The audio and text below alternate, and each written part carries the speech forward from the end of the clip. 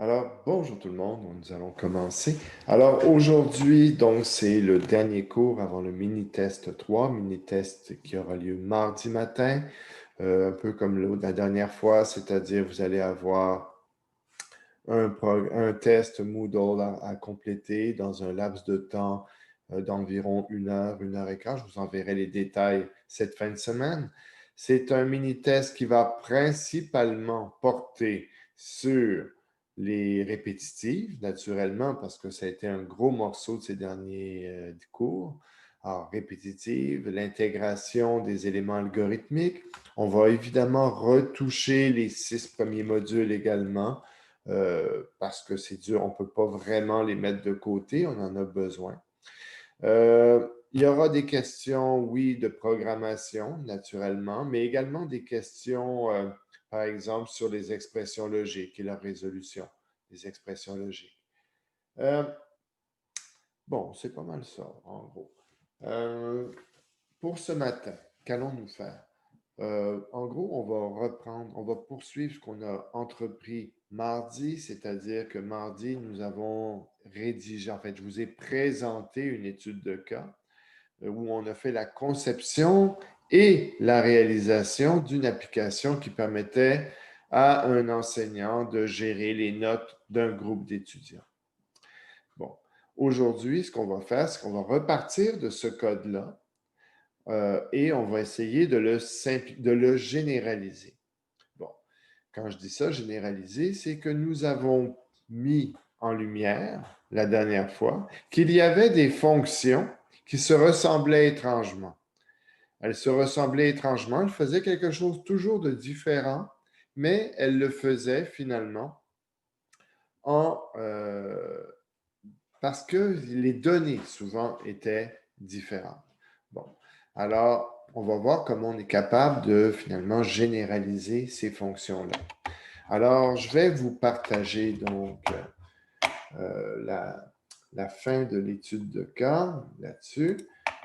Voilà, modifier. Voilà. Alors,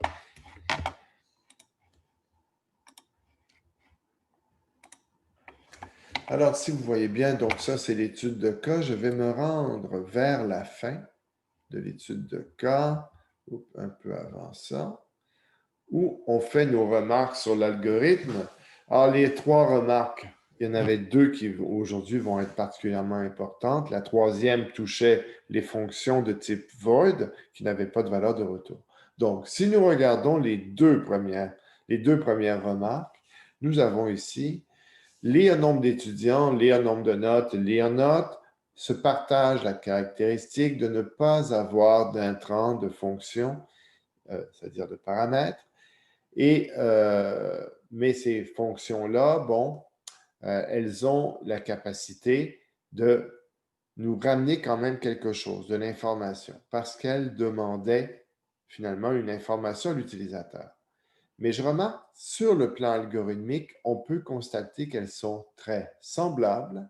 Alors là, c'est maintenant, je dis, nous y reviendrons en temps et lieu. Ben, le temps est arrivé. Alors, on va aller regarder ça. Je vais vous partager maintenant le code que j'ai mis. Je vous avais proposé d'aller mettre le code dans le Visual Studio. Moi, je l'ai fait. Donc, regardons un petit peu ce que ça va nous donner. Alors, on a ici vraiment le programme dans Visual Studio qui est une copie complète de ce que vous avez dans le PDF. Juste un copier-coller finalement. Alors, reprenons 2 fonctions. Lire nombre d'étudiants, entre autres. Bon, je vais la raccourcir un peu. Voilà. Et nous aurons également lire nombre de notes. Alors, si je vais réduire un petit peu la taille des fonctions pour être capable d'en voir 2 ou presque sur le même, voilà, 2 sur la même page. Alors, regardons lire nombre d'étudiants, lire nombre de notes. Alors là, je vais avoir besoin de votre participation. Je vais vous demander qu'est-ce qui... Ces 2 fonctions font quelque chose de très similaire, on le sait. Qu'est-ce qui va distinguer ces 2 fonctions-là?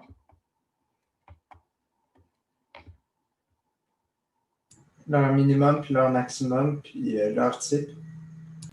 Alors, le titre, oui, mais oublions le titre de la fonction. Concentrons-nous sur ce qui est à l'intérieur de notre fonction. Alors, tu m'as dit le minimum et le maximum. Effectivement, on voit que dans les deux cas, on a des constantes qu'on déclare ici. C'est très bien. Bon, OK. Et ces constantes-là sont différentes. À part ça, qu'est-ce qui change? Ben, la variable qu'on retourne. La variable qu'on retourne, oui, c'est vrai, mais c'est juste un nom de variable. Est-ce que la variable se distingue, par exemple, par son type? Est-ce que les variables sont de types différents entre le nombre d'étudiants, par exemple, et le nombre de notes? Non. Ah, alors, ce qu'on va conclure, c'est que nous retournons une information de même type. Hein, ici. Bon. Alors, ça, c'est une chose. À part ça, qu'est-ce qu'on peut imaginer d'autre? Qu'est-ce qu'il y a d'autre qui distingue ces deux méthodes-là? Ces deux fonctions-là. Il y a un autre quelque chose. Il y a quelque chose. On a dit les min et max, ça c'est clair. Ce sont des données qui changent. Parce qu'ici, on a 3,30, là, on a 2,8. Donc, ça change entre les deux. À part ça, est-ce qu'il y a autre chose qui change?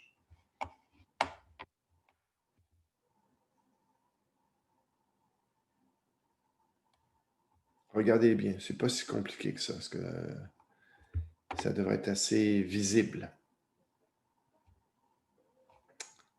Bon, la dernière chose qui change, c'est le message. Ici, on dit entrer le nombre d'étudiants. Ici, on dit entrer le nombre d'évaluations. Et si j'allais voir lire note, on dit entrer la note. Alors, en gros, j'ai trois choses qui changent ici. Le message, le min, le max. Eh bien, ce que je vais vous proposer, c'est de repenser une méthode qui soit plus générale. Bon, alors là, je vous demande de réfléchir 2 petites secondes et de me dire comment est-ce que je pourrais avoir une fonction qui soit plus générale? Qu'est-ce qu'il faudrait que je puisse faire pour que la même fonction puisse faire le nombre d'étudiants, le nombre de notes ou même la note? Comment je pourrais procéder? Ben, il faudrait faire une grosse fonction qui aurait trois intrants. Puis ces trois intrants-là, ce seraient les trois données qui changent OK. Alors chaque donc, il fois. faudrait une énorme fonction. Et là, tout d'un coup, imagine que j'ai une quatrième donnée entière à lire qui soit située entre un min et un max. Tu vas modifier ta fonction? Non, juste modifier les intrants qui rentrent dans la fonction. Mais tu me dis que tu veux faire une grosse fonction. Non, mais je veux dire une fonction qui est avec les constantes, mais ce qui change, c'est, mettons, nombre d'étudiants minimum, ben, ça devient un intrant. Nombre d'étudiants maximum, ça devient un intrant. Et le message OK. Quand tu devient dis que aussi ça un intrant. devient un intrant, comment tu ferais ça? Euh, Tu vas le demander à l'utilisateur ou c'est un autre genre d'intrant auquel tu penses? un intrant. C'est pas un intrant constant qui rentre tout le temps pareil, genre? Un intrant constant. OK. Comment est-ce qu'on est. Bon, là, ce qu'on veut, t'es pas loin. T'es pas loin. Une fonction, c'est une règle qu'il faut qu'on se dise. Bon, mettons que. Prenons la fonction traité étudiant. Qu'est-ce qui va faire qu'elle est capable d'aller obtenir un nombre de notes différent?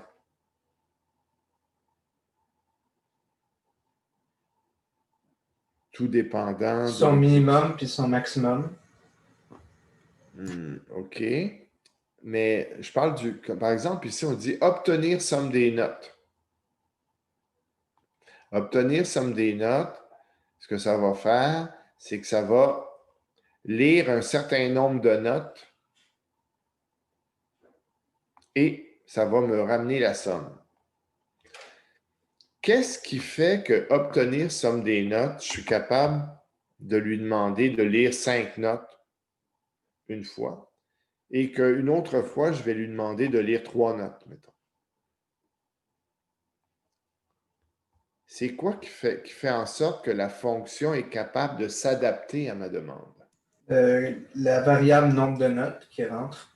Le paramètre nombre de notes, effectivement, un paramètre. Un paramètre, là, c'est vu ici, c'est un paramètre par valeur. Hein? On a vu que c'était la fonction qui fait appel, envoie une valeur à l'autre fonction qu'on appelle.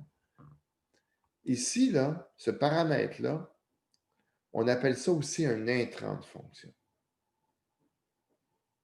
Donc, c'est une manière que j'ai d'envoyer de l'information à la fonction. Et l'information que je lui envoie lui permet de faire des choses différentes d'un appel à l'autre. Alors, par exemple, si je dis obtenir somme des notes et que je lui envoie la valeur 5, il va me lire 5 notes. Et si je veux qu'elle me lise 8 notes, bien, je lui envoie la valeur 8. Et je n'ai pas besoin de modifier l'intérieur de la fonction. J'ai juste besoin de lui envoyer une valeur différente. De la même façon, si je veux calculer 2 moyennes différentes, j'envoie une somme de notes qui a une certaine valeur, un nombre de notes qui a une autre valeur, et ça va me calculer la moyenne. Puis si la somme des notes et le nombre de notes changent, la moyenne calculée va changer. Est-ce que vous êtes d'accord avec moi? Pas sûr. Pensez-y. Est-ce que le calcul de la moyenne me ramène toujours la même valeur? Non. Non, hein? Et la valeur dépend des intrants. Donc, si la valeur d'un calcul dépend des intrants, moi, ce que je vous dis, c'est qu'on est capable de changer autre chose. On est capable de changer le mode de fonctionnement. Alors, je vais vous le montrer. Alors, je vais reprendre une fonction, je vais en écrire une nouvelle. Je vais écrire une fonction qui, à la fois, va être capable d'être utilisée pour lire le nombre d'étudiants, pour lire le nombre d'évaluations, pour lire chacune des notes. Et si j'avais besoin d'un autre entier, elle pourrait le lire aussi. Comment je vais faire? Bien, voici. Je vais m'écrire une fonction. Bon, elle me retourne un entier. Et moi, je vais l'appeler pour l'instant, lire nombre. Bon, lire nombre. Qu'est-ce que je veux que cette fonction fasse? Je veux qu'elle soit capable de lire une valeur qui se situe entre 2 bornes. Je dois également envoyer un message à l'utilisateur. Bon, eh bien, ici, c'est là que c'est important. Je veux être capable de... Mais là, les bornes entre le nombre d'étudiants, par exemple, et le nombre de notes, elles changent. Mais dans ce cas-là, j'ai intérêt à ne pas les mettre dans la fonction. Parce que si je les mets dans la fonction, je ne peux pas les changer. Quand j'ai mis des constantes ici, mes constantes deviennent fixes. Ce que je vais plutôt faire, c'est ceci. INT, borne max, INT, borne min. Alors déjà, en partant, quand j'écris ça, je viens de permettre que la fonction soit capable de lire des valeurs entre 3 et 30, mais aussi entre 2 et 8, ou entre 0 et 100, ou entre n'importe quelle borne que je vais choisir. Ça va? Est-ce que vous êtes d'accord avec moi? Alors là, regardons. Imaginons maintenant, je vais copier le reste de la fonction. Je vais prendre ça. Tenez. Bon. Là, je le copie ici. Là, évidemment, je n'ai plus besoin de nombre d'étudiants min et de nombre d'étudiants max parce que je les passe en paramètres. Alors là, ici, j'ai dit borne max, borne min. Habituellement, on dit plutôt borne min, borne max. Excusez-moi. Bon. Alors là, ici, qu'est-ce que je vais faire? Ben, je pourrais dire ceci.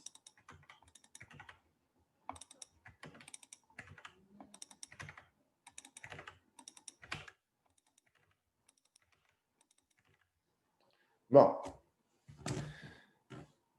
Maintenant, êtes-vous d'accord que lire nombre est capable de lire un nombre entre borne min et borne max, qu'importe la valeur de borne min et de borne max? Oui, non, peut-être. Oui. Ouais. Alors donc, maintenant, je suis plus limité à ce que ça soit entre 3 et 30. Ça peut être entre 0 et 100, ça peut être entre 2 et 8, ça peut être entre n'importe quelle valeur et n'importe quelle valeur. OK. Mais là, ma fonction, est-ce que je peux l'utiliser maintenant, ma fonction lire nombre, pour lire le nombre d'étudiants, pour lire le nombre d'évaluations ou pour lire les notes de l'étudiant? Ben, techniquement, oui, mais le message n'est pas le bon. Ah, le message n'est pas le bon. Tu as tout à fait raison. On a ici un très mauvais message finalement parce que ce que nous avons, c'est un message qui est très spécifique, qui est trop spécifique. Bon. Comment je pourrais faire pour rendre la fonction plus générale maintenant?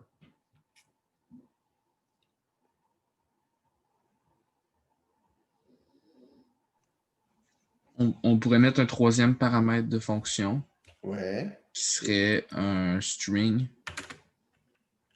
puis qui remplacerait le message. Parfait. Puis lorsqu'on écrirait notre fonction puis qu'on l'appellerait, dans ce paramètre-là, on écrirait le message string qu'on voudrait, ou on ferait une variable qu'on remplacerait par ce message string-là. OK. Et c'est ce que je suis en train de faire. Et voilà.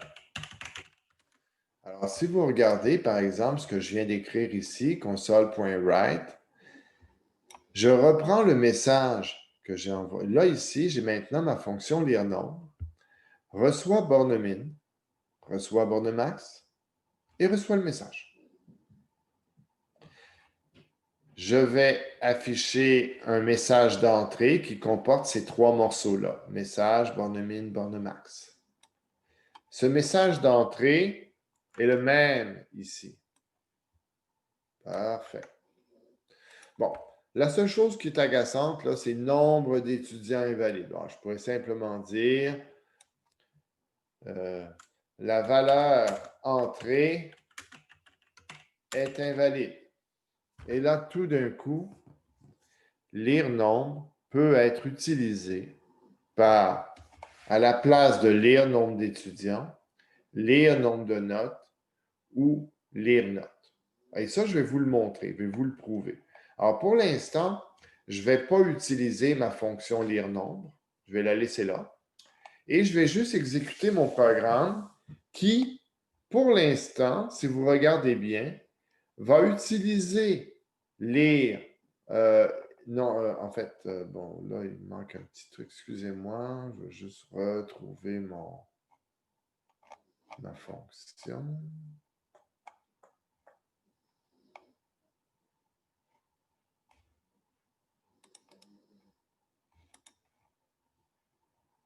Voilà. OK. Alors, on voit ici, je vais lire nombre d'étudiants, lire nombre de notes. Tout est beau. Alors, exécutons. Alors, pour l'instant, est-ce que mon programme fonctionne? On va le voir. Je vais entrer un nombre d'étudiants. Mettons que je vais entrer une petite valeur. Je vais entrer 3. En fait, je vais d'abord vérifier est-ce que mes bornes fonctionnent ici. Alors, mettons que je vais lui rentrer 2 étudiants. Il me dit, le nombre d'étudiants est invalide. Je rentre 31 étudiants. Il me dit, non, c'est invalide. OK. Donc, mon test fonctionne.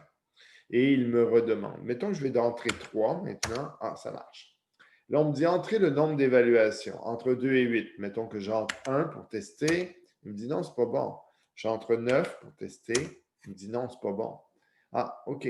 Alors, je vais plutôt dire, OK, je vais rentrer le nombre 2. Et voilà. Là, on me dit entrer la note entre 0 et 100. Ben, je vais tester aussi. Moins 1, ça ne marche pas. 101, ça ne marche pas. Alors, donc, je vais rentrer une note valide, mettons 95. J'entre une deuxième note valide, 85. La personne a eu 90 de moyenne et c'est formidable. OK. Alors, je vais lui rentrer maintenant celui-là, 49. C'est moins bien été le premier, mais c'est drôlement bien repris au deuxième. Et il a quand même eu 74 de moyenne. Ça va bien. Et la troisième note, mettons 75 et 95, et c'est formidable. OK.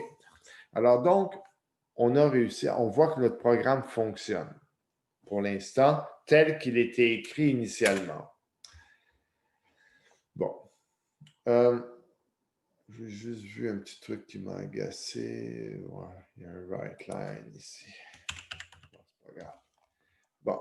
Alors, si je regarde maintenant, je vais, au lieu d'utiliser lire nombre d'étudiants, je vais utiliser lire nombre.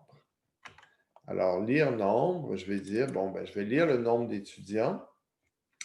Mais là, il me faut les constantes. Ah, OK. Alors, regardons, je vais les prendre, mes constantes, et je vais les mettre ici.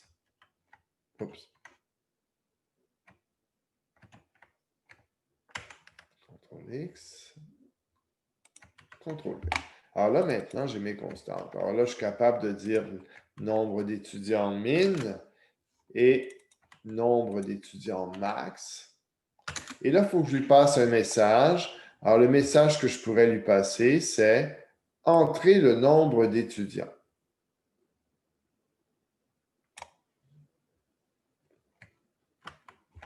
Alors là, je lui passe ce message-là ici. Voilà. Alors, on va voir si ça fonctionne déjà comme ça. Là, évidemment, je n'ai plus besoin de lire nombre d'étudiants, donc je vais la retirer. Bon. Ah oui, avant toute chose, excusez-moi, je voulais vous montrer. Je vais reculer après.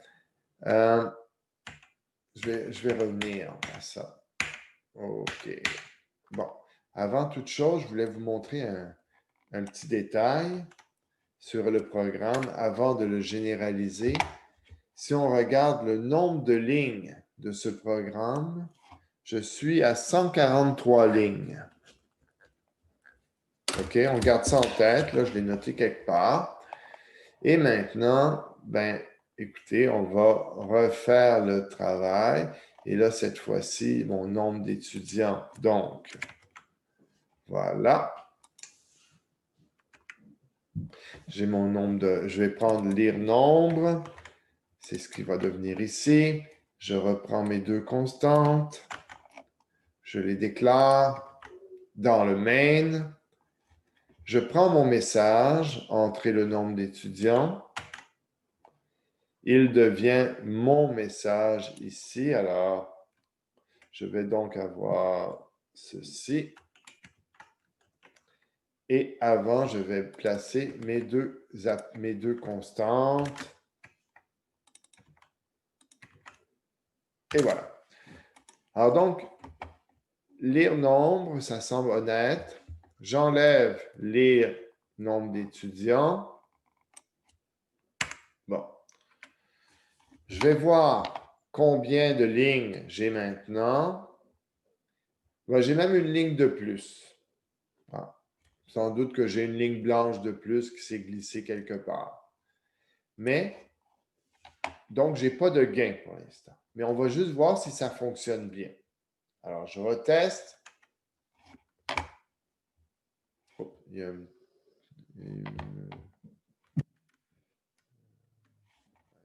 il y a quelque chose qui semble...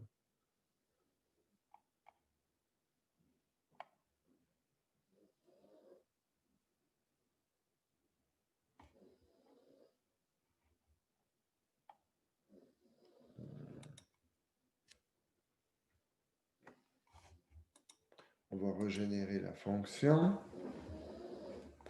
Voilà. Tout ça m'a l'air bien beau.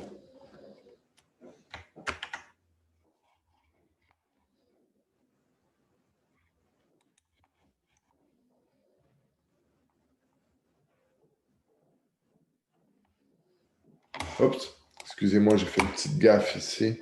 Voilà, bon. OK. Là, ça va fonctionner. Bon, c'est moi qui ai fait une erreur. Bon, OK. Alors, reprenons. Voilà, bon. Là, il aime bien ça. Alors, donc, là, on voit que j'ai le bon message. Entrer le nombre d'étudiants, 330. Je teste avec 2, ça ne marche pas. Je teste avec 31, ça ne marche pas. J'essaye avec 3, ça va bien. Bon, pour le reste, je sais que ça fonctionne. Je ne l'ai pas changé. Alors, je vais entrer les notes.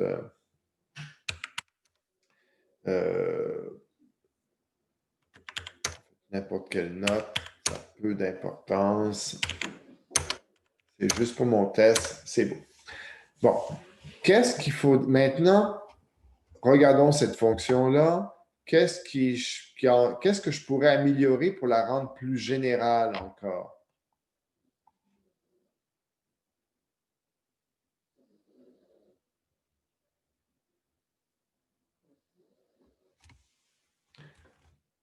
Prenez le temps de la lire. Est-ce que d'après vous, il est logique de dire que cette méthode-là peut lire n'importe quel nombre? Il faudrait remplacer tous les nombres étudiants par une autre variable parce que ce qu'on peut calculer maintenant, c'est plus juste le nombre d'étudiants, c'est n'importe quel nombre. Voilà, ça c'est la dernière étape.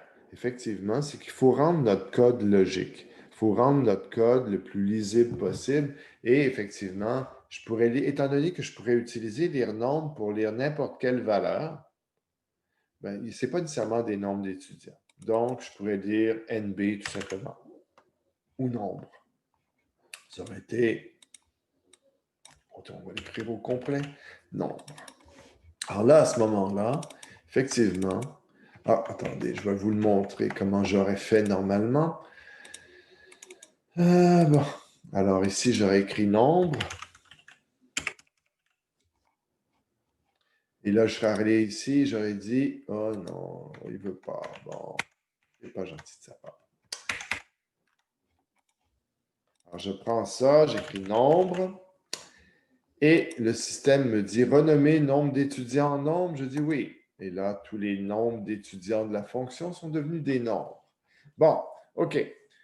Alors maintenant que je l'ai fait pour le nombre d'étudiants, je vais le faire pour le nombre de notes. Alors, nombre de notes, ben, je vais avoir besoin des deux constantes qui sont là. Voilà. Je vais les passer en paramètres.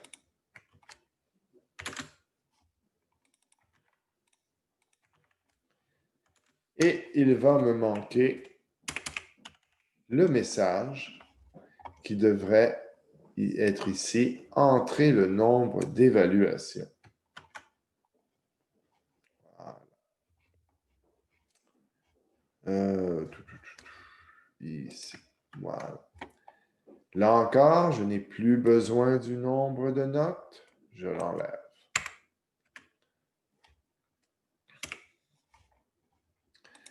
Bon. Alors, si nous regardons le code que ça donne, maintenant, j'appelle lire nombre à 2 reprises. Ici. En termes de ligne de code, j'étais à 143, je ne suis plus qu'à 128. Donc, j'ai simplifié, j'ai moins de lignes de code. Bon, là, il faut voir que dans un logiciel, souvent, le nombre de lignes de code est vu comme une mesure de la complexité du code. Bon, et un nombre de lignes de code bas est souvent vu comme étant plus efficace. Plus efficace pour le débogage, plus efficace pour trouver les résultats, plus efficace également pour l'exécution. Alors donc, ce n'est pas une mauvaise chose d'avoir un nombre de lignes de code bas. Loin de là. Alors, continuons. Je lis mon nombre, c'est bien, mais ici, on voit que j'ai maintenant lire note. Est-ce que je pourrais utiliser lire nombre? Ben, je peux essayer. Là encore, il va me falloir les constantes de lire note et le message.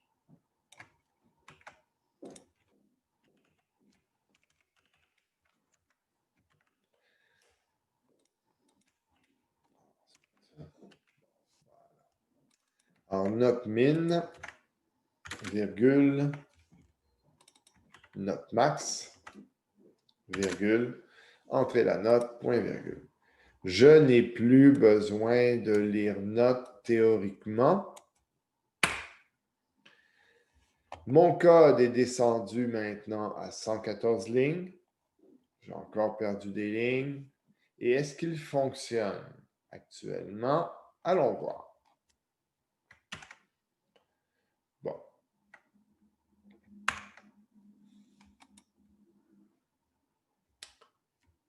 CTRL F5. Exécutons. Entrer le nombre d'étudiants. Mettons que ça ne me sert à rien de refaire les tests. On sait que ça fonctionne bien, la gestion des bornes. Alors, je vais juste entrer les bonnes valeurs. 3 étudiants, 2 évaluations. J'entre une note, j'entre une deuxième note. Ça, c'est mon premier étudiant. Il me donne une moyenne 92, formidable. J'entre pour le deuxième étudiant quelque chose. Il me calcule la moyenne, il me détermine une mention. Et mon dernier étudiant également. Ça s'est bien passé. Donc, j'ai un code qui est plus général, plus court également et toujours fonctionnel. Bon. Selon vous, quel est l'avantage de procéder ainsi? Alors là, j'aimerais ça vous entendre. Est-ce qu'il y a des avantages à faire ça, premièrement? Oui, parce qu'on prend sauve des lignes de code, fait que ça rend la compréhension plus simple, comme vous avez dit. Ça sauve du temps aussi, parce qu'on n'a pas besoin de répéter plusieurs fois la même chose. On n'a qu'à mettre la fonction avec les paramètres qu'on a besoin. Alors, oui, c'est vrai. Oui, ça nous demande un peu plus de réflexion pour être capable de penser qu'une fonction peut être plus générale. Mais effectivement, il y a un gain en termes d'écriture, il y a un gain en termes certainement de conception. Et il y a un autre gain que ça, si vous travaillez en informatique, vous allez vous en apercevoir. C'est qu'aussi, lorsque j'avais 3 fonctions différentes, j'avais 3 chances de créer un bug dans mon programme. J'avais 3 chances de faire une erreur quelconque. Bon, alors déjà là, en diminuant le nombre de lignes de code, je le rends plus facile à entretenir, plus facile à modifier, plus facile à corriger, parce que j'ai beaucoup moins de lignes de code à manipuler. Alors, ça, c'est un point que je sais, vous vous dites, c'est pas important aujourd'hui, mais si un jour vous travaillez en informatique, bien, entre avoir, par exemple, 10 000 lignes de code à modifier ou à entretenir, ou avoir 5 000 lignes de code à modifier, à entretenir, bien, ça fait toute une différence. Alors donc, le nombre de lignes de code d'une application, c'est important parce que, oui, elles prennent moins de temps à écrire s'il y en a moins, mais surtout, elles prennent moins de temps à déboguer et elles prennent moins de temps à modifier.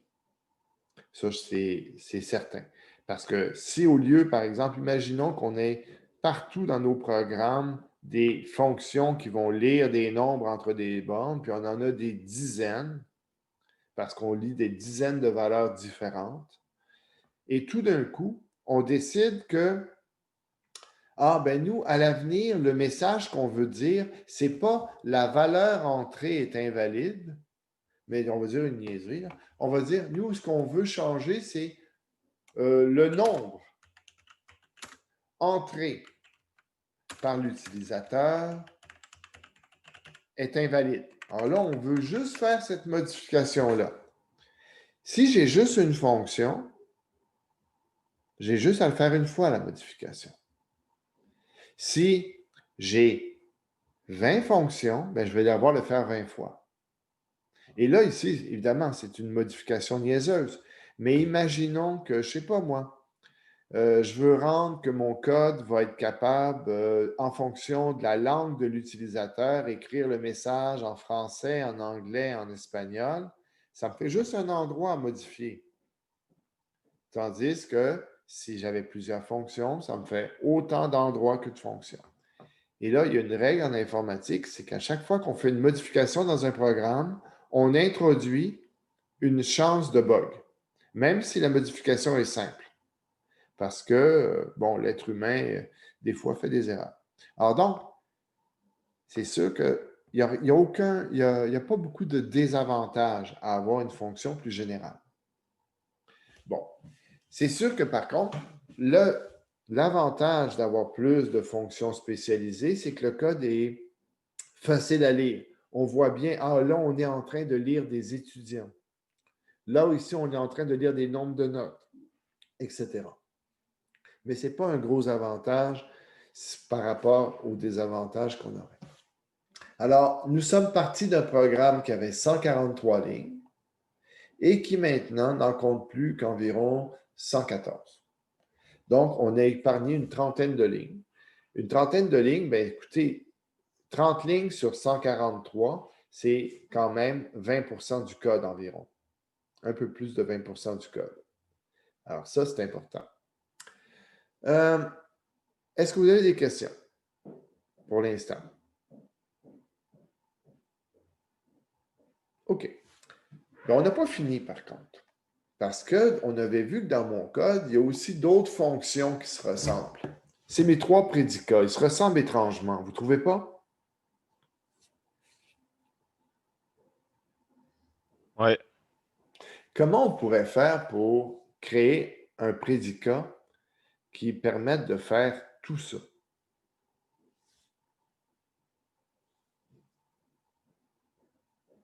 Tu me modifies les bornes en écran. Paramètres par valeur, tu les modifies. On modifie, qu'est-ce que je fais comme modification?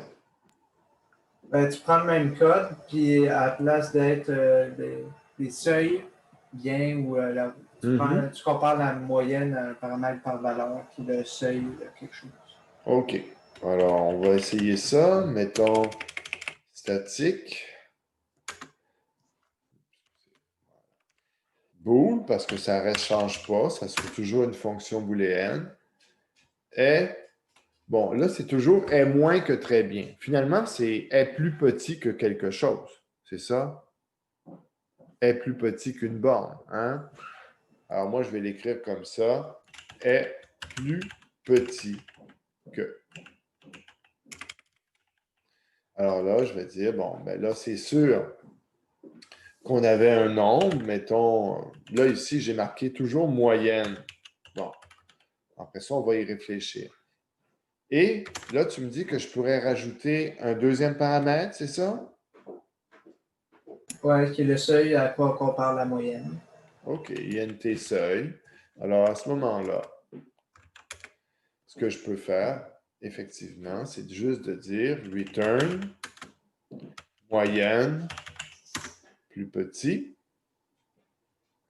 que seuil.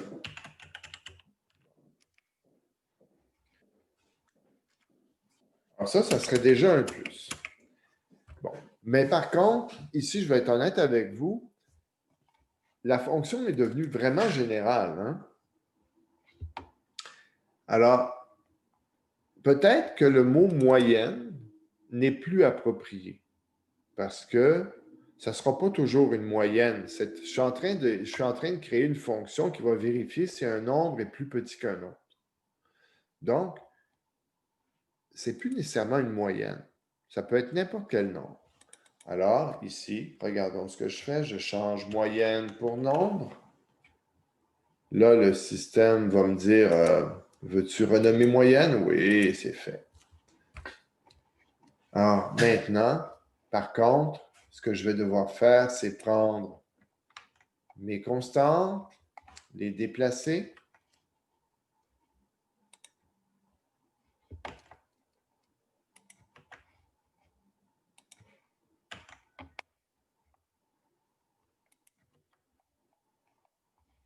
Enlever mes 3 méthodes ici, qui sont plus nécessaires. Et dire, au lieu de est moins que très bien, c'est est plus petit que Très bien. Est plus petit que bien. Et est plus petit que formidable.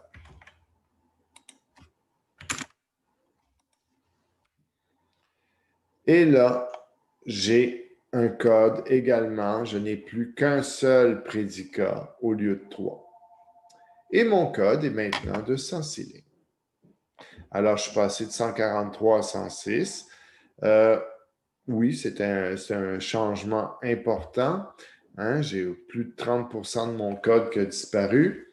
Et donc, programme plus court, moins complexe, plus facile à entretenir. Ça va? Avez-vous des questions sur ce que je viens de vous présenter?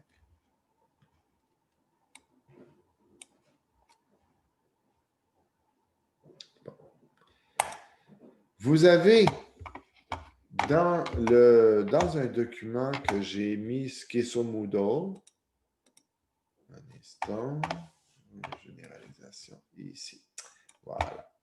Alors, il y a un document sur Moodle qui s'appelle justement Généralisation des fonctions. Je vais juste aller chercher le Moodle juste pour vous le présenter. Ouais. OK. Voilà.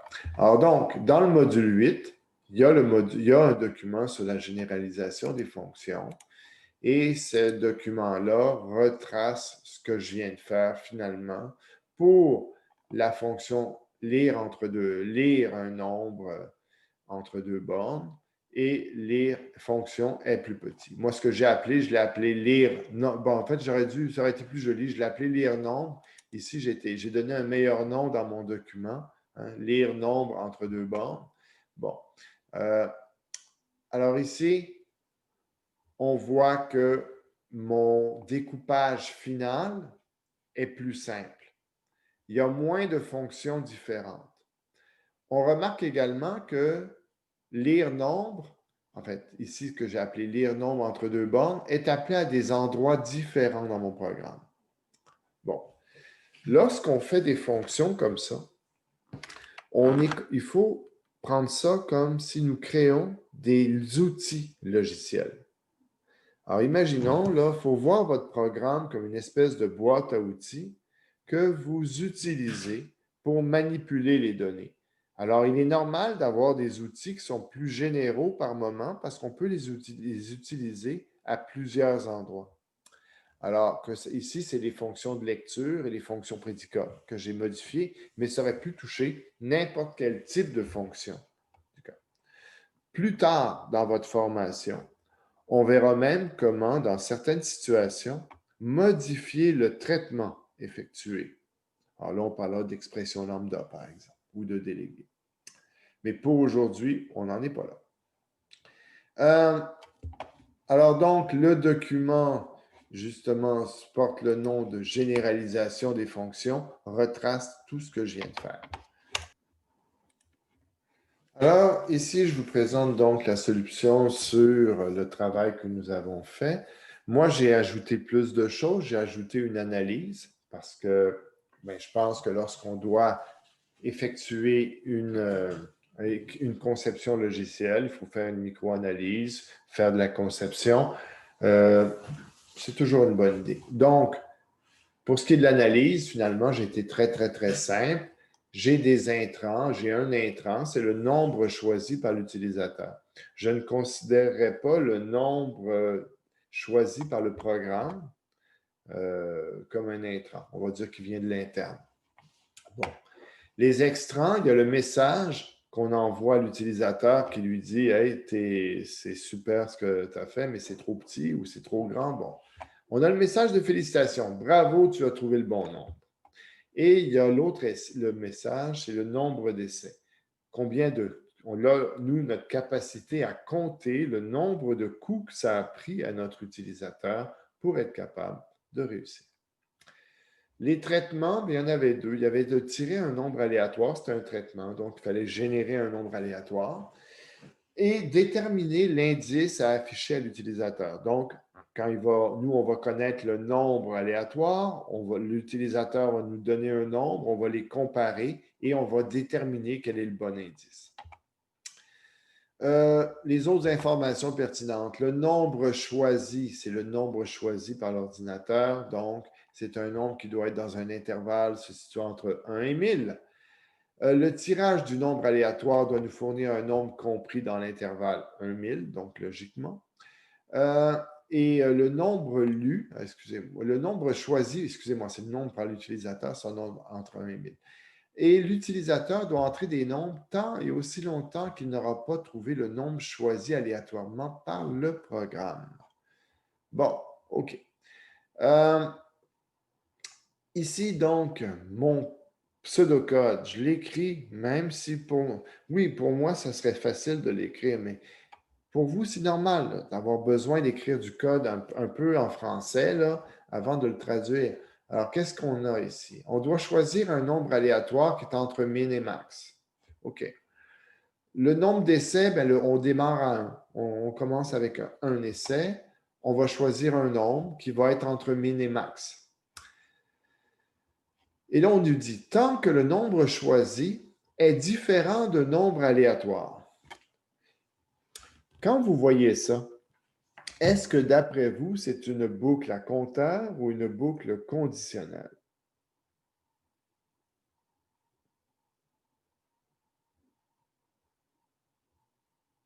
C'est une boucle conditionnelle parce qu'on ne sait pas encore combien de fois va rentrer dans la loupe.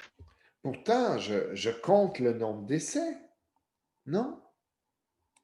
Oui, mais la condition, c'est pas plus petit ou plus grand que quelque chose, c'est pas égal à quelque chose. Et oui, tu as raison. Et je pourrais ajouter que le nombre d'essais n'est pas utilisé dans ma condition. Alors même, c'est vrai que je compte le nombre d'essais, ce n'est pas une boucle à compteur parce que le nombre d'essais n'est pas la variable de contrôle. Ma variable de contrôle, c'est le nombre choisi par l'utilisateur. Ça va? Alors, bravo, c'était un bon cas. Alors, ici, on recommence. On voit aussi une boucle conditionnelle. Souvent, on va avoir une entrée d'informations de l'extérieur. Alors, on voit qu'ici, l'initialisation de ma variable de contrôle est similaire à la modification de ma variable de contrôle dans les deux cas. C'est une lecture à l'utilisateur. C'est tous des indices qui nous amènent à dire c'est une boucle conditionnelle. Donc, on voit que ma boucle, ce qu'elle me dit, tant que le nombre choisi est différent du nombre aléatoire, je vais déterminer un indice. Évidemment, quand j'arrive ici, étant donné qu'ici, j'ai vérifié est-ce que les deux sont égaux, on me dit non, donc tu vas ici. Alors, je sais que j'ai soit un nombre plus petit, soit un nombre plus grand. Je vais le déterminer, le choisir, je vais écrire le message, dire OK, on passe au prochain essai. Je vais lire le prochain nombre. Et on boucle. À un moment donné, l'utilisateur va nous finir par nous trouver le bon nombre et on ne va pas entrer dans la boucle, on va en sortir donc et on va aller écrire le message de félicitations. Bon, ça serait plus joli. Écrire essai.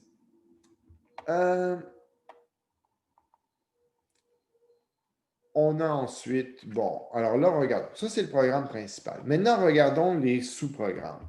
J'ai choisir nombre aléatoire. Choisir nombre aléatoire, c'est un peu particulier parce que ici, c'est quelque chose de plus technique qu'algorithmique. Je vais faire appel à un composant logiciel extérieur qui est le random.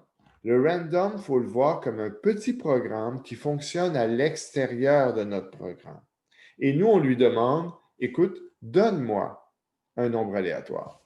Alors, ici, on l'a donc créé. On sait qu'en code, ça donnera cette instruction-là. Et après ça, on a généré un nombre et on le retourne. Lire nombre aléatoire, nombre valide, c'est un nombre entre deux bornes. Alors, nous, on va vérifier, on va lire le nombre et tant que le nombre est hors borne, on va lui demander. Hors borne, être hors borne, c'est un prédicat, comme on est capable d'en écrire pas mal. on voit qu'ici, je l'ai écrit en une seule instruction logique. Déterminer message, mais c'est pas. Déterminer indice, excusez-moi, c'est pas très compliqué. J'ai deux possibilités quand j'arrive ici. Soit il est trop grand, soit il est trop petit. On sait que ça ne se peut pas qu'il soit égal parce qu'on va l'avoir intercepté. Alors maintenant, donc, j'ai terminé ma codification, mon message. Je vais en codification. Alors, pour ma codification, ici, qu'est-ce que j'ai? J'ai un exercice, le main en tant que tel. Je vais appeler choisir nombre aléatoire, mon nombre d'essais, etc. Tout est similaire, en fait, ligne par ligne à mon pseudocode. Donc, le programme principal est assez très au niveau algorithmique est très similaire à ma conception. Choisir nombre aléatoire. Alors là, je dis au système, je vais utiliser un composant logiciel de type random. Je lui donne un nom. Et là, je dis, ce composant logiciel, je vais le créer. Alors ça, c'est quelque chose qu'on appellera, ce composant logiciel, plus tard, nous appellerons ça un objet. Alors ici, je viens donc de créer un objet à l'extérieur de mon code à moi. Et cet objet a la capacité de générer des nombres aléatoires. C'est un objet standard du système. C'est pas moi vous n'avez pas eu besoin de le codifier, Dieu merci. Et le système l'utilise quand on veut. Alors, pour utiliser mon objet, j'ai dit, mon objet de type random, je lui ai donné un nom, générateur aléatoire. Générateur aléatoire, maintenant, a des capacités, finalement, est capable d'effectuer du travail, une fonction, finalement. Et là, il y a la fonction next. La fonction next me ramène le prochain nombre aléatoire entre deux bornes. Bon, là, ce qu'il faut savoir, c'est que pourquoi je suis obligé de mettre +1, je l'ai expliqué dans la documentation, on y reviendra, c'est que lui, il travaille dans un intervalle fermé à gauche, ouvert à droite. Alors, quand je dis borne min et borne max +1, c'est qu'en fait, je vais me retrouver avec un nombre qui va vraiment être entre borne min et borne max, borne incluse. Pour le reste, je vais lire le nombre. Ça, on a déjà fait ça. On va lire un nombre entre deux bornes avec un prédicat. Je détermine l'indice et c'est fini. Bon. Avez-vous des questions sur ce morceau de code?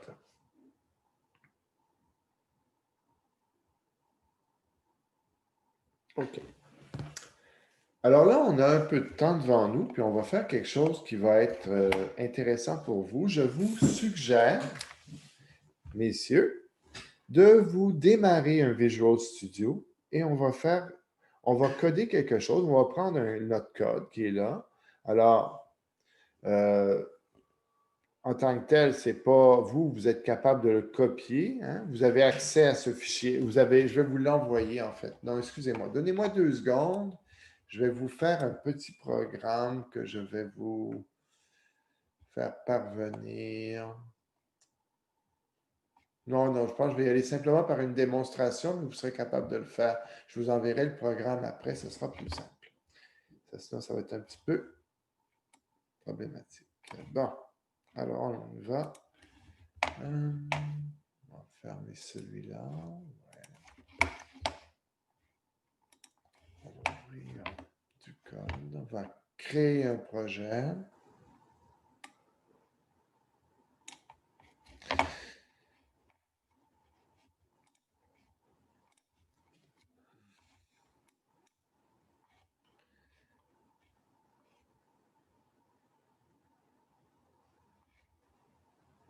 Et je vais l'appeler solution Labo 8.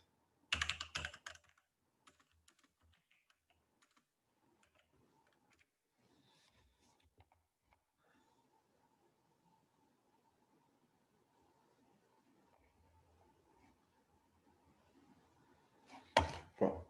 Alors, solution Labo 8. On va la regarder, ma solution. Je vais vous faire une démonstration de ce qu'on appelle du débogage. Mais idéalement, il faudrait que vous le fassiez en même temps. Donc, je vais voir si je ne suis pas capable de vous envoyer ça tout simplement.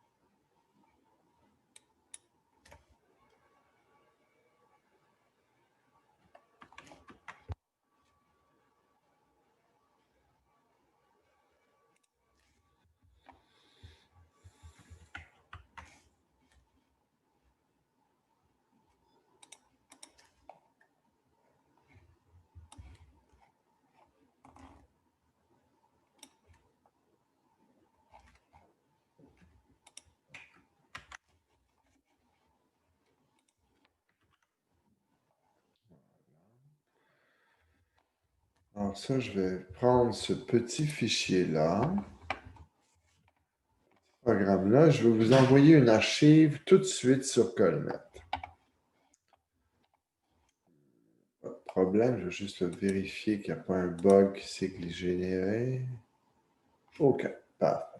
Alors écoutez, je vais fermer la solution et vous l'envoyer directement sur Colnet. Comme ça, vous pourrez faire le test en même temps que moi. Alors, ce que je me propose de faire avec vous, alors tout le monde voit bien mon écran, c'est de vous montrer comment utiliser le système en lui-même pour être capable de faire ce qu'on appelle du débogage. Bon, jusqu'à présent, lorsque vous exécutez un programme, vous voyez dans la petite fenêtre noire, bon, OK, Brandon, c'est de retour. OK, alors donc, tes chansons, on commence. Alors, ici, ce que je vais utiliser, donc, c'est le système de débogage qu'on retrouve dans Visual Studio. C'est une initiation, donc c'est quelque chose que vous allez apprendre à maîtriser au fil des cours et des sessions. Aujourd'hui, on va commencer par la base, c'est-à-dire la notion de point d'arrêt. Alors, c'est une notion importante parce que ça vous permet de voir ce qui se produit dans un programme en tant que tel. Alors, ici, on va utiliser la notion de point d'arrêt pour forcer le programme à s'arrêter en cours d'exécution. Et pour nous permettre à ce moment-là d'aller voir, par exemple, ce que contiennent les variables. Alors, regardons, je vais mettre un point d'arrêt, ce qu'on appelle un breakpoint, un point d'arrêt. Je vais le mettre directement au départ. Pour ça, si vous regardez mon interface, je m'en vais dans la marge de gauche et je clique dans la partie grisée. Et là, il y a un point rouge qui apparaît. Ce point rouge, c'est le point d'arrêt. C'est-à-dire que le programme va s'arrêter avant d'exécuter l'instruction qui est là, qui est le nombre aléatoire. Bon. Qui est l'initialisation du nombre aléatoire. Alors moi, on va aller voir comment maintenant on va exécuter le programme en mode débogage. Jusqu'à présent, je vous ai toujours fait travailler avec la combinaison de touches CTRL F5, exécuter sans débogage. Mais là, pas aujourd'hui. Aujourd'hui, on va aller justement dans déboguer et on va aller chercher démarrer le débogage. Bon, on aurait pu également tout simplement appuyer sur ici la petite flèche verte, ça aurait fait la même chose. Alors, je démarre ça. Là, on voit que le programme, la petite flèche, il y a une flèche jaune qui est apparue qui dit « Je suis rendu là ». Avec votre curseur de souris, allez vous promener, allez vous mettre sur la variable nombre aléatoire. Alors, tout d'un coup, il y a un message qui apparaît qui vous dit « Nombre aléatoire vaut 0 ».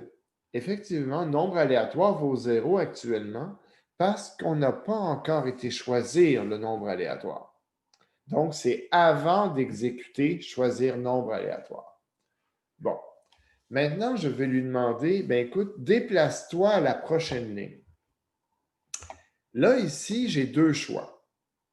Le premier choix, ça serait de dire, je vais aller voir qu'est-ce qui se passe dans choisir nombre aléatoire, ou encore, c'est-à-dire, je vais aller vraiment à l'intérieur, plus profondément dans le programme, ou je veux rester simplement dans le main et aller à la prochaine instruction du main. Regardez dans le menu générer, dans le menu déboguer, encore une fois. Dans le menu déboguer, vous avez un pas à pas détaillé. Dans ce cas-là, si je choisis cette option, je vais aller à l'intérieur de la fonction générer nombre aléatoire ou pas à pas principal qui me fait rester ici dans la fonction. Je vous suggère de regarder les touches associées à ça. Le pas à pas détaillé, c'est la touche F11 et le pas à pas principal, la touche F10. Alors, je suis ici. Mettons que je veux rester au niveau de mon programme principal. J'appuie sur la touche F10. On voit que je suis passé à l'instruction d'après. Je suis maintenant à l'initialisation de mon compteur d'essai. Avant de lui mettre la valeur 1, si je vais voir mon nombre d'essais, il est encore à 0.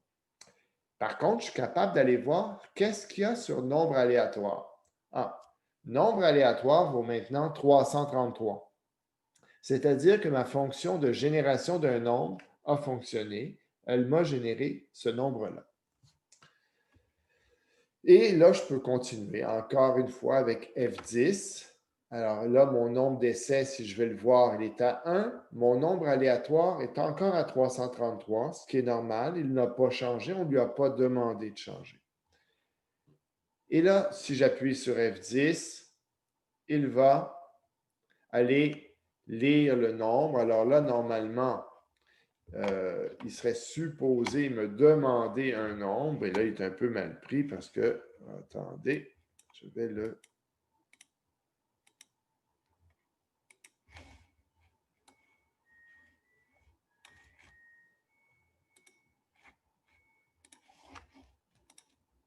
Excusez-moi, c'est mon écran à moi qui fait du niaisage.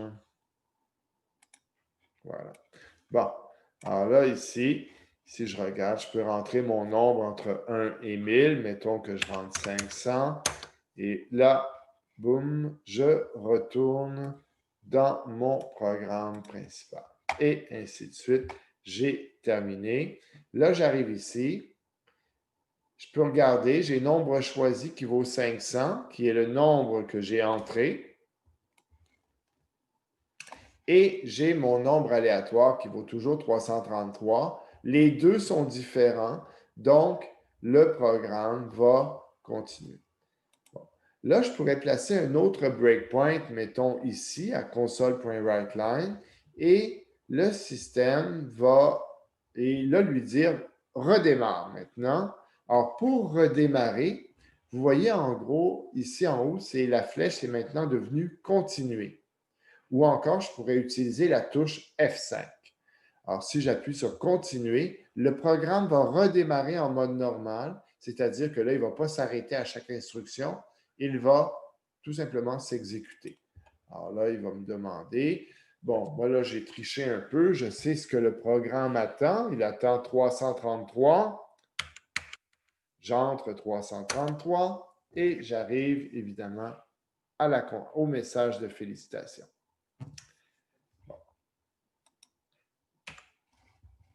Il aurait fallu prendre un S. Bon. Alors, avez-vous des questions sur ce que je viens de vous présenter? On vient de faire une première passe, on va en faire une deuxième. Mais avez-vous des questions pour l'instant? Aucune? OK. Bon, pourquoi est-ce que je vous montre ça, le débogage? Bon, là, ici, on a un code qui fonctionne. Là, on ne va pas se leurrer, là, c'est un code que j'ai testé, tout ça, il fonctionne bien. Bon. Mais quand on écrit un programme, évidemment, des fois, ça ne fonctionne pas. Et on veut savoir pourquoi. habituellement, ce qu'il faut faire, c'est aller voir l'état des variables. Ça va nous donner une indication sur les problèmes qui sont là. Alors, peut-être que vous allez vous apercevoir, ah tiens, j'ai une variable qui est mal initialisée. Ah tiens, le résultat dans cette variable ne correspond pas à ce que je m'attendais, etc. Ou encore, vous allez vous dire, ah tiens, c'est bizarre, je pensais qu'il allait aller dans la boucle, puis il n'y va pas. Pourquoi? C'est le genre de choses que le débogage va vous aider. Alors là, je vais recommencer. Maintenant, nous allons recommencer le débogage. Mais là, cette fois-ci, je vais aller faire ce qu'on appelle un pas à pas détaillé. Alors, je démarre ma solution. Le système va se mettre en position ici, à la première instruction, là où j'avais mis le breakpoint. Là, cette fois-ci, je vais faire un pas à pas détaillé. Alors, donc, dans le menu déboguer, pas à pas détaillé, ou encore la touche F11. Bon, moi, je suis habitué à travailler avec les touches, alors je m'en vais à la touche F11. Là, on voit que, regardez, le programme a bondi dans la fonction choisir nombre aléatoire. Là encore, je suis au début. Alors, si je vais voir générateur aléatoire, alors là, c'est très bizarre, générateur aléatoire, ce n'est pas un 0, c'est une nouvelle variable, mais c'est marqué nul. Bon, pourquoi? Parce que générateur aléatoire sera de type random. Random, c'est un objet, c'est une classe en fait, ce qu'on va appeler un objet plus tard. Et générateur aléatoire va donc éventuellement contenir un objet, ou du moins contenir un lien vers un objet. Alors, générateur aléatoire, pour l'instant, il n'est pas initialisé. Alors, on va aller poursuivre. Là, je suis dans la fonction. Bien, on va y aller grossièrement, instruction par instruction avec F10. Donc, j'arrive ici, générateur aléatoire vaut toujours nul. J'appuie une autre fois F10 et si je retourne voir, tout d'un coup, maintenant, générateur aléatoire contient quelque chose d'autre qui s'appelle un système.random. Donc, un générateur aléatoire. Là, il va choisir un nombre entre 1 et 1000 plus 1. Donc, ça va être 1 et 1000, entre 1 et 1000. Et à ce moment-là, je vais appuyer sur F10. Le nombre qui a été retourné, là, je peux le voir, il me le dit. Système.random.next retourné 818. Bon, alors ici, je suis donc, c'est le nombre qui va m'être retourné. J'appuie une autre fois F10, je reviens ici. Je viens de terminer l'exécution de ma fonction. Maintenant, nombre aléatoire vaut toujours 0. J'appuie une fois et là, il va vraiment affecter le nombre et on va regarder. Je devrais avoir 818. Et voilà, qui est dedans. Avez-vous des questions?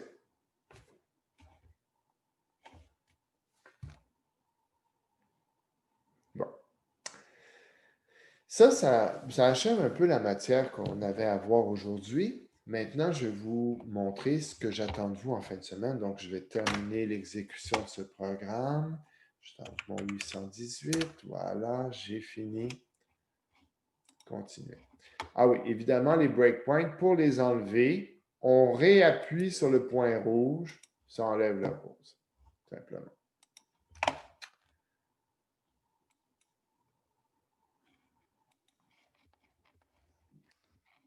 Alors, regardons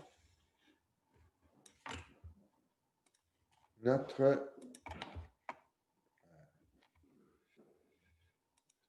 message. Bon, OK.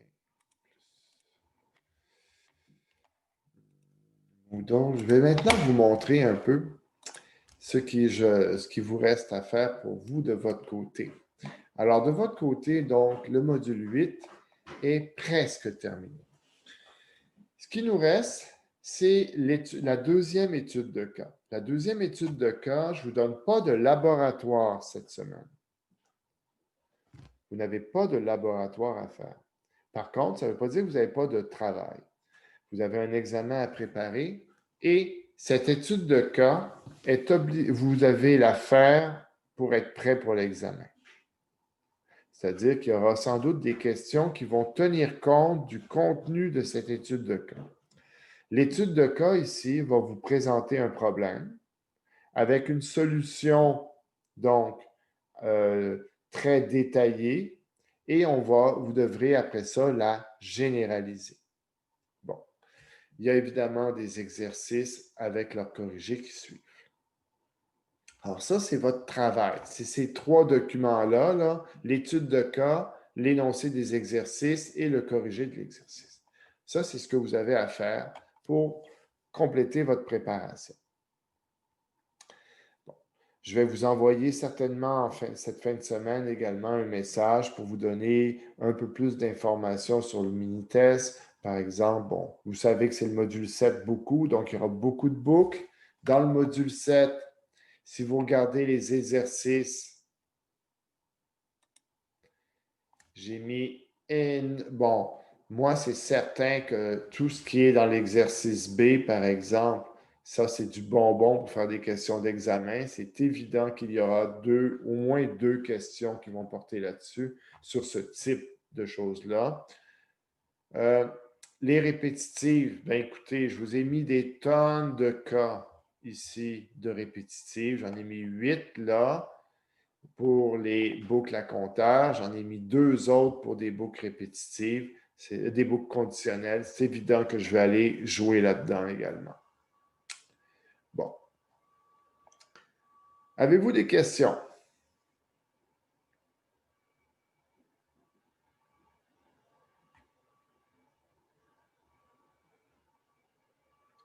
Aucune question. Bon, bien écoutez, ça met fin au cours pour l'instant, pour aujourd'hui. Ceux qui ont des questions à me poser, n'hésitez pas. Je reste disponible pour le reste de la journée.